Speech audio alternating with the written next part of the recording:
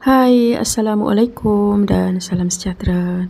Hari ini saya nak kongsikan lagi resepi pau yang mudah dengan menggunakan tepung gandum yang biasa je. Okey, untuk buat kuih pau ni mula-mula kita sediakan dulu setengah cawan air, kemudian masukkan 1 sudu besar yeast, masukkan juga 1 sudu besar gula.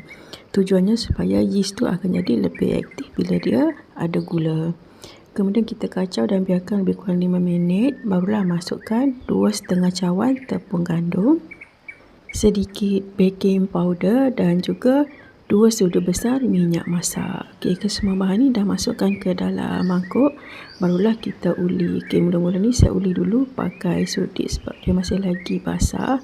Okey, bila dah berketul macam ni barulah uli pakai tangan. Kalau dough ni masih lagi agak kasar, boleh je masukkan sedikit air dan uli. Untuk buat pau ni jangan masukkan air terlalu banyak sebabnya dough tu dia akan jadi lembik dan bila kita kukus tu kuih tu akan jadi cepat penyek. Okey, bila dough dah licin barulah kita perap lebih kurang 30 minit ataupun sehingga 1 jam biar dia kembang sekali ganda. Okey, ni dough selepas 30 minit dibiarkan dalam mangkuk tu. Kemudian kita keluarkan daripada mangkuk, buang dia punya angin. Kemudian barulah bahagikan kepada beberapa bahagian kecil. Kalau untuk jual, kena timbang bagi dia sama besar. Tapi kalau untuk makan, boleh je kita cubit-cubit macam ni agak-agak je. Kemudian kita rounding dia bagi kemas. Untuk sukatan tadi tu dapatlah lebih kurang 12 biji kuih pau. Okey, dah siap rounding tu, siapkan inti. Kali ni saya gunakan inti ayam ataupun boleh je guna inti apa-apa pun. Okey, ambil satu bahagian dough tadi tu, lepaskan untuk kita letakkan inti di bahagian tengah. Okey, dah siap masuk inti, kita katuk balik adunan dough tadi tu. Kemudian rounding bagi dia bulat-bulat. Jangan bagi inti tadi tu terkeluar. Kemudian letakkan di atas alas ataupun boleh je gunakan daun pisang. Tapi kali ni saya gunakan plastik biasa tu.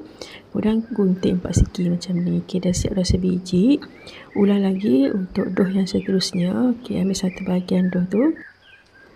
Lepaskan dough tadi. Kemudian letakkan 1 sudu besar inti ayam di bahagian tengah dan katuk balik. Okey, rounding semula bagi dia kemas dan letakkan di atas plastik.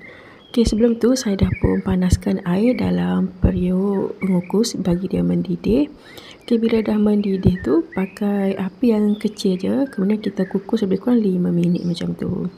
Okey, setelah tu angkat daripada periuk pengukus tu dan biarkan lebih kurang 1 hingga 2 minit bagi dough tadi tu rehat. Kemudian baru buka penutup periuk. Okey, ni dia kuih pau tadi dah pun siap dikukus semuanya lebih kurang 12 biji. Okey, bahagian dalam tu memang sangat lembut, gebu dan rasa dia pun sangat sedap. Okey, dia siap masak ni. Jangan lupa kita letak dalam bekas yang bertutup. Jangan dedahkan pada udara supaya kuih ni tak jadi cepat keras. Okey, itu saja perkongsian pada kali ini. Jumpa lagi pada video yang akan datang. Bye.